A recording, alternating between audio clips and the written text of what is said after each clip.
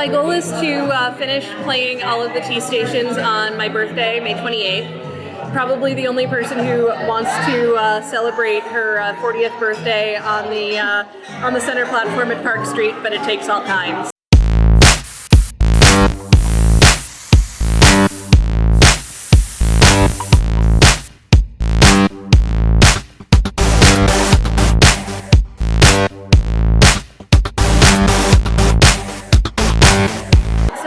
I play when I can get to a spot, and I make between $5 and $10 a pop.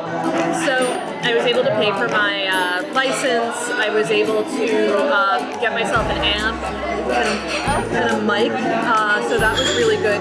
After the election happened, I started taking the money that I was making and donating it to different organizations. And that's kind of difficult with the T because I'll announce it, but I always feel like it has to be a nonpartisan organization. So with one exception, I haven't been able to donate to the ACLU or Planned Parenthood or anything, but I'm donating to the Mirror Coalition, who work with immigrants, or I'm donating to, in honor of Mary Tyler Moore, I donated to the a Juvenile Diabetes Foundation, and in honor of John Hurt, I donated to the National Pancreas Foundation.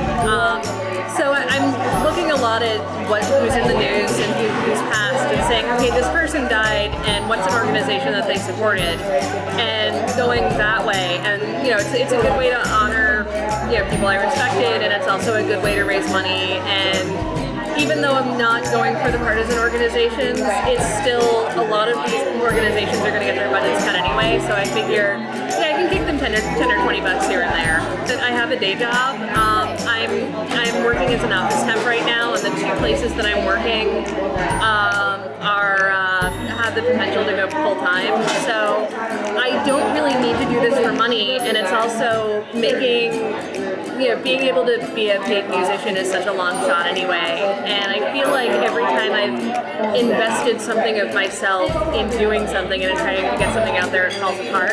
So I figure that if I have kind of a laissez-faire attitude and I say, okay, I'm going to do this and just see what happens, then the success will mean more to me than if I say, oh, I'm going to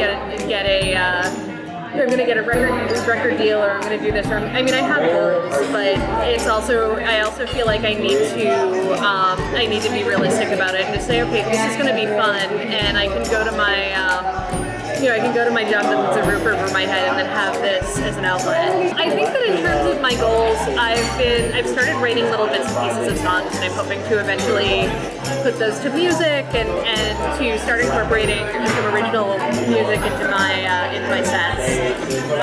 And I've heard different things about how that goes over, because a lot of times people will pay you to play something you know.